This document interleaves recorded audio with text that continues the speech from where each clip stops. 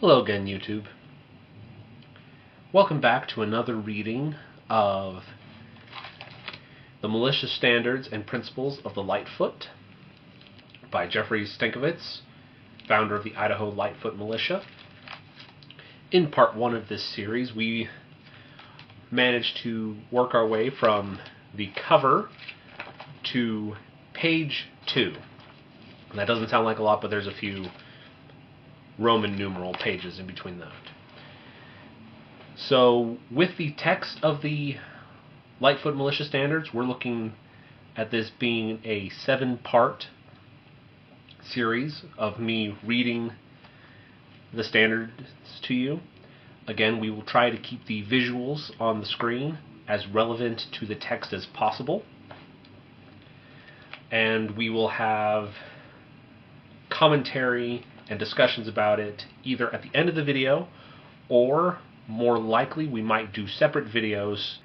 But anyways, without further ado, let us begin part 2 of the Militia Standards and Principles of the Lightfoot. We will start on page 3. Duty and Code of Conduct. Number 1. I am a citizen of my state serving in the unorganized militia. I am prepared to give my life to guard and protect my homeland, our common law rights and liberties, and our way of life. This service is a duty of my citizenship. Number 2. I will keep and maintain the uniform, equipment, and weaponry necessary to perform the duties prescribed for the militia, and will be prepared to mobilize quickly. Number 3. I will never forget that I am a citizen of my state, and through her of these United States. I am responsible for my actions and dedicated to the principles that made this country free. I will strive to lead an exemplary life and never, by action or statement, bring discredit to the militia, my country, or my fellow countrymen. Number 4. In all cases, I shall endeavor to inform and urge all citizens to return to the constitutional republic our forefathers envisioned. 5. I will stand by and come to the aid of my brothers of the militia with whatever means necessary and without question or concern for my own well-being, to ensure due process of law as stated in the Constitution. 6. I will never misuse my position in the militia for financial or personal gain, nor will I engage in any activity subversive to the militia. 7. I will never surrender of my own free will. If in command, I will never surrender the members of my command while they have the means to resist. 8. If captured, I will continue to resist by all means possible. I will make every effort to escape. I will accept neither parole nor special favors from the enemy. Should I become a prisoner of war, I am bound to give only my name, rank, and date of birth. I will make no oral or written statements disloyal to these United States and its citizens, or harmful to their continued struggle for liberty and freedom. 10. Should I become a prisoner of war, I will keep my faith with my fellow prisoners and accept no favors from the enemy. I will give no information, nor take part in any action that might be harmful to my comrades. If I am a senior, I will take command. If not, I will obey the lawful orders of those appointed over me, and will support them in every way. General Guidelines. Membership. General membership in the militia is open to all lawful citizens of a state, ages 16 and up. There shall be no discrimination due to race, sex, national origin, or physical characteristics. Membership is voluntary.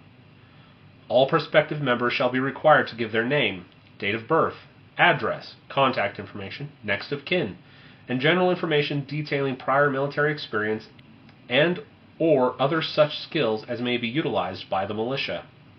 All such information shall be kept private under all circumstances and destroyed in the event of crisis, and shall be used for no other purpose than the internal business of the unit. Personal equipment. Each member will be issued an itemized list of certain personal and unit equipment which he must procure and maintain. This equipment is necessary for the performance of his duties, personal sustenance, and hygiene, and shall be maintained, packed, and ready for deployment at all times. A 20-minute or shorter departure capability is strongly recommended.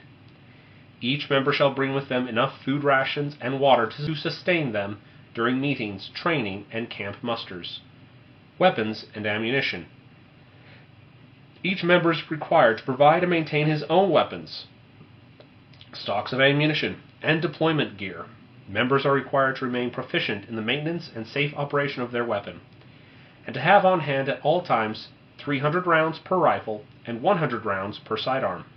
Lacking the depth, resources, and resupply capabilities of a conventional military unit, militia members are urged to acquire at least 1,000 rounds of ammunition and 6 magazines per rifle, as well as a cleaning kit and spare parts. Only in self-defense, hunting, sport shooting, or during properly supervised training sessions will a member discharge his weapons. All members are expected to abide by all constitutional state firearms regulations. Training. All active duty frontline members will be expected to pass Level 1 qualifications at a minimum, Level 2 qualifications preferred. Support personnel will train in their assigned area of duty. Level qualifications are not necessary for support personnel. Assembly and muster. Periodic assemblies, musters, and meetings are necessary and are to be called to achieve the overall goals of each unit. Regular monthly meetings shall be conducted in each battalion, county.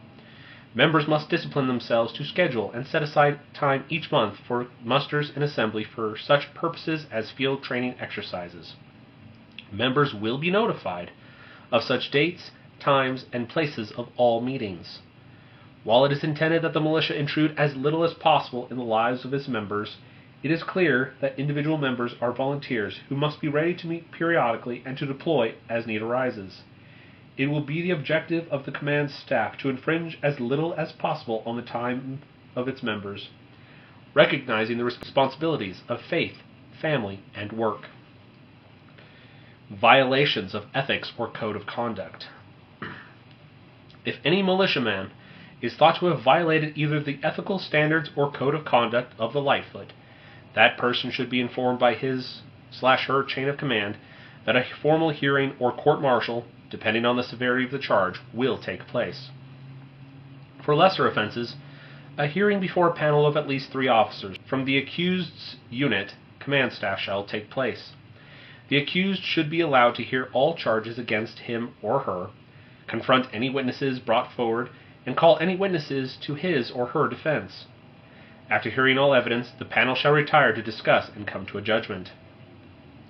For serious offenses, a court-martial shall be convened to hear the case. 5 officers, preferably chosen from other battalions or units, shall convene to hear the evidence and render judgment. The CO of the accused's unit shall choose an officer under his command to present the evidence and witnesses to the court. If the accused so chooses, he or she may ask a fellow militiaman or officer to represent them. He or she may also call witnesses in his defense. The accused is not required to give testimony, but can if he or she wants to testify in their own defense. In either a hearing or court-martial, a majority ruling shall stand, 2 of 3 or 3 of 5 officers concurring. Rank structure. The organization of rank levels in the Lightfoot Militia shall be a slightly modified and streamlined version of the U.S. military structure. Enlisted ranks.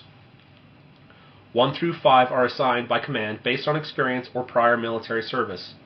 First sergeant and above are voted upon by unit membership. 1. Private, lowest rank. A trainee who's starting basic militia training. Primary role is to carry out orders issued to them to the best of his or her ability. Building block of the 3-man team.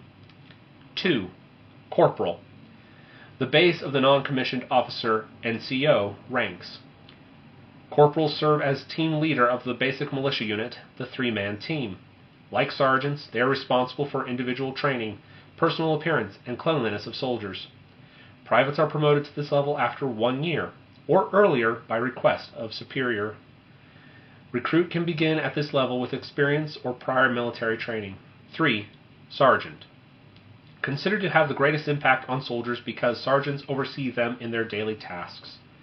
responsible for individual training, personal appearance, and cleanliness of soldiers. In short, sergeants set an example and the standard for privates to look up to and live up to. Leader of a squad, 2 3-man teams, 7 militiamen total. Recruit can begin at this level with experience or prior military training. 4. Staff Sergeant, leader of a platoon. Responsible for developing, maintaining, and utilizing the full range of his soldiers' potential. Recruit can begin at this level with experience or prior military training.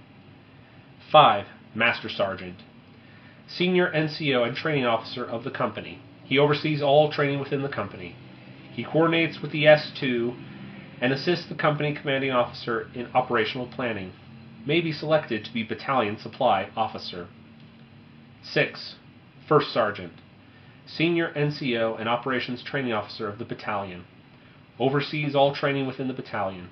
He coordinates with the S2 and is the key assistant and advisor to the commanding officer in operational planning. 7. Sergeant Major, senior NCO and operations officer of the regiment. He oversees all NCOs within the regiment, responsible for enforcement of training doctrine. 8. Command Sergeant Major. He is the senior NCO and operations officer of the brigade. 9. Sergeant Major of the Militia. Senior NCO of the Lightfoot in a state, assistant to the Adjutant General of the State Militia. Officers' ranks. All officers' ranks voted upon by the men under their command. Battalion membership vote for their command staff. Combined unit command staffs vote for higher ranks. 1. Lieutenant, the entry level for officers. Leads company-sized elements consisting of 3 platoons, the company master sergeant and radio man. May be selected to be battalion executive officer, XO. 2. Captain, commands and coordinates the county battalion. 3. Major, serves as commanding officer for the regiment. 4. Colonel, serves as commanding officer for the brigade. Also rank held by state liaison officer appointed by the 4th Continental Congress to help coordinate Lightfoot units in a state. 5. Adjutant General of the Militia, highest ranking officer in the militia of a state. Also commander of the National Guard.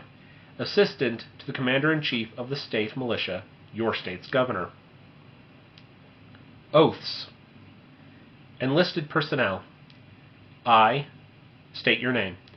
Do solemnly swear that I will support and defend the Constitution of the state of your state, and the Constitution of the United States against all enemies, foreign and domestic. That I will bear true faith and allegiance to the same.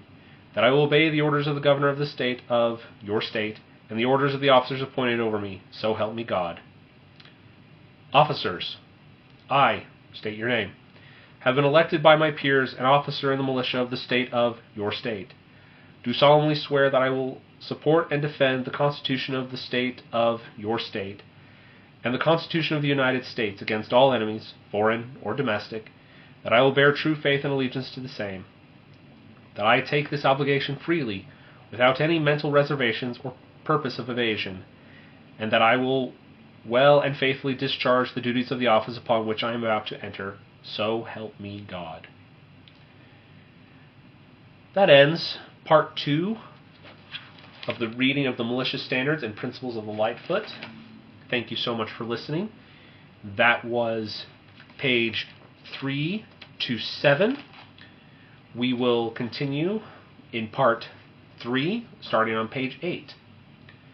Please feel free to get your own physical copy from lightfootmilitia.com.